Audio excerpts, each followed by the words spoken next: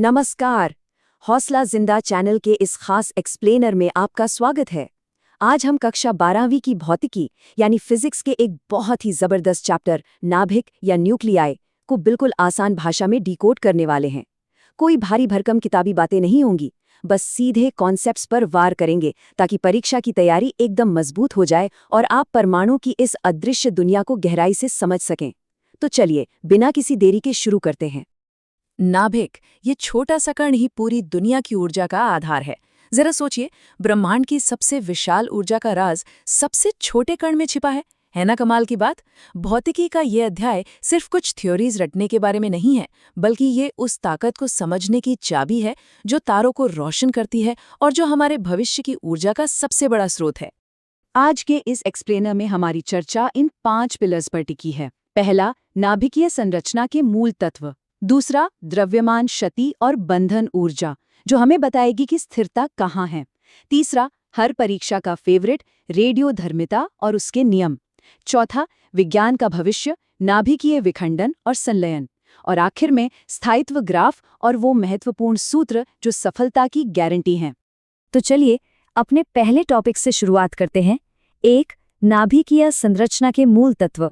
किसी भी परमाणु यानी एटम के सेंटर में सबसे दिलचस्प चीज होती है न्यूक्लियॉन्स। आसान शब्दों में कहें तो नाभिक के अंदर बैठे प्रोटॉन और न्यूट्रॉन को एक साथ मिलाकर न्यूक्लियॉन्स कहा जाता है। जितने प्रोटॉन वो हुआ Z और जितने न्यूट्रॉन वो हुआ N, और इन दोनों को जोड़ दें तो बनती है परमाणु की द्रव्यमान संख्या A। यही किसी भी एटम की असली पहचान है, उसका पूरा आधार है। अब एक ऐसा फैक्ट सुनिए जो सच में दिमाग हिला देगा। नाभिक का घनत्व यानी डेंसिटी होती है 2.3 × 10⁻17 किलोग्राम प्रति घन मीटर। इसका मतलब क्या है? इमेजिन कीजिए, अगर हम एक छोटी सी माचिस के डिब्बे के बराबर नाभिकीय पदार्थ ले लें तो उसका वजन पृथ्वी पर अरबों टन होगा। और सबसे चौंकाने वाली बात यह है कि ये डेंसिटी सारे नाभिकों के लिए बिल्कुल सेम होती है, चाहे उनका साइज कुछ भी हो। लिटरली ये इतना ज्यादा घना है कि इसकी कल्पना करना भी मुश्किल है।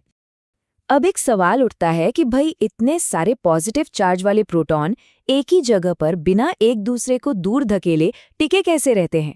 इसका जवाब है प्रबल नाभिकीय बल यानी स्ट्रॉन्ग न्यूक्लियर फोर्स। ये सच में इस पूरे ब्रह्मांड का सबसे ताकतवर बल है। ये एक शॉर्ट रेंज फोर्स है जो सिर्फ नाभिक के अंदर काम करता है, और मजे की बात यह है कि इसे चार्ज से कोई मतलब नहीं है। प्रोटॉन प्रोटॉन हो या न्यूट्रॉन न्यूट्रॉन, ये सबको एक यूनिवर्सल गोंद की तरह चिपकाकर रखता है। चलिए अब दूसरे टॉपिक पर आते हैं। 2. द्रव्यमान क्षति और बंधन ऊर्जा। यहीं से इस चैप्टर का असली सस्पेंस शुरू होता है।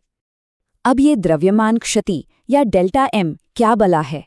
देखिए, जब प्रोटॉन और न्यूट्रॉन मिलकर एक नाभिक बनाते हैं तो उनका जो टोटल वजन होता है ना, वो उनके अलग अलग वजन के जोड़ से थोड़ा सा कम निकलता है। अब आप सोचेंगे कि ये गायब हुआ द्रव्यमान या मास गया कहाँ? तो जवाब है, वो कहीं गायब नहीं हुआ। आइंस्टाइन के मशहूर समीकरण के हिसाब से वो मास एक एनर्जी में कन्वर्ट हो गया, उसी बंधन ऊर्जा यानी बाइंडिंग एनर्जी में, जो उस पूरे सिस्टम को मजबूती से बांध कर रखती है। यही हमें बताती है कि स्टेबिलिटी आखिर कहाँ है। और यहाँ एक मैजिक नंबर याद रखिएगा, 931 मेगा इलेक्ट्रॉन वोल्ट यानी 931 MeV। न्यूमेरिकल सॉल्व करते वक्त ये नंबर बहुत काम आने वाला है। एक एटॉमिक मास यूनिट यानी 1 AMU सीधा सीधा 931 MeV एनर्जी के बराबर होती है। बस इस कांस्टेंट को दिमाग में फिट कर लीजिए, एग्जाम में आपकी कैलकुलेशन बहुत फास्ट हो जाएगी। बाइंडिंग एनर्जी के न्यूमेरिकल्स को क्रैक करने का एक बहुत ही सिंपल 3 स्टेप का तरीका है। स्टेप 1, मास डिफेक्ट यानी डेल्टा M निकालिए। स्टेप 2, टोटल बाइंडिंग एनर्जी के लिए उसे सीधा 931 से मल्टीप्लाई कर दीजिए। और स्टेप 3, प्रति न्यूक्लियॉन बाइंडिंग एनर्जी निकालने के लिए उसे A यानी मास नंबर से डिवाइड कर दीजिए। बस ये 3 स्टेप्स फॉलो कीजिए और आपका आंसर एकदम परफेक्ट आएगा। अब चलते हैं अपने तीसरे सेक्शन पर। तीसरा, रेडियोधर्मिता और इसके नियम। यह नेचर का अपना तरीका है चीजों को बैलेंस करने का। होता क्या है कि कुछ नाभिक बहुत ज्यादा अस्थिर यानी अनस्टेबल महसूस करते हैं, वो शांति से नहीं बैठ सकते। तो स्टेबिलिटी पाने की इस जद्दोजहद में वे अपने आप ही टूटने लगते हैं।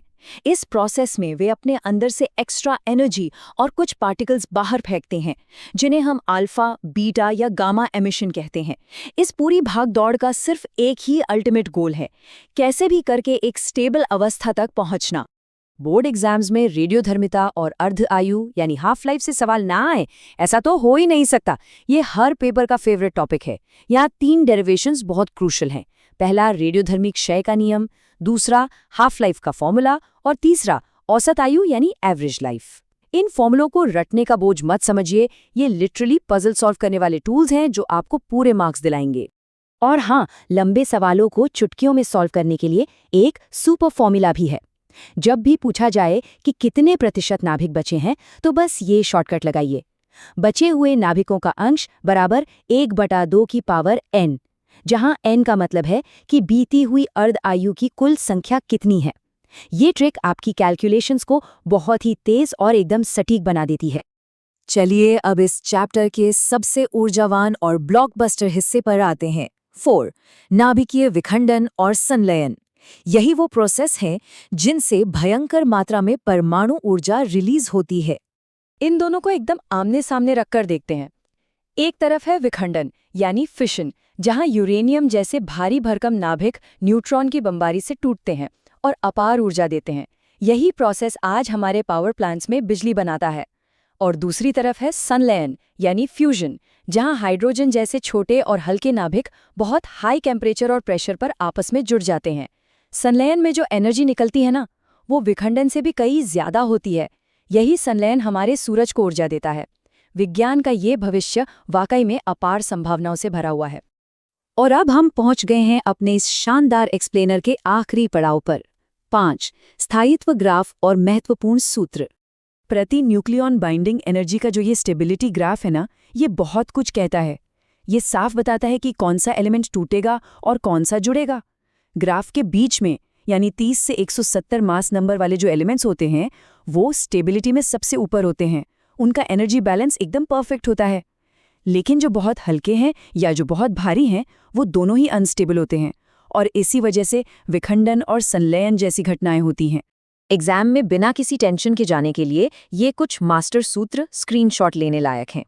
नाभिकीय त्रिज्या, न्यूक्लियर रेडियस, द्रव्यमान क्षति, मास डिफेक्ट और सैंपल की सक्रियता, एक्टिविटी निकालने के ये फॉर्मूले आपके अल्टीमेट वेपन्स हैं। मुश्किल से मुश्किल न्यूमेरिकल भी इनके आगे नहीं टिक सकता। बस इन सूत्रों पर अच्छी पकड़ बना लीजिए और थोड़ा अभ्यास कर लीजिए, सफलता की गारंटी पक्की है। तो चलिए आज के इस एक्सप्लेनर को एक बहुत ही गहरे सवाल के साथ खत्म करते हैं। नाभिक के इन अदृश्य बलों को गहराई से समझने पर न सिर्फ हमारा एकेडमिक कॉन्फिडेंस कैसे बढ़ता है, बल्कि यह असल दुनिया में वैश्विक ऊर्जा के फ्यूचर को कैसे पूरी तरह बदल सकता है। सच कहूं तो ये चैप्टर सिर्फ एग्जाम पास करने के लिए नहीं है, ये उस अद्भुत ज्ञान को हासिल करने के बारे में है जो इस पूरी दुनिया को चला रहा है। हौसला जिंदा चैनल के इस स्पेशल एक्सप्लेनर से जुड़ने के लिए आपका बहुत बहुत शुक्रिया। ऐसे ही सीखते रहिए और सफलता की ओर कदम बढ़ाते रहिए।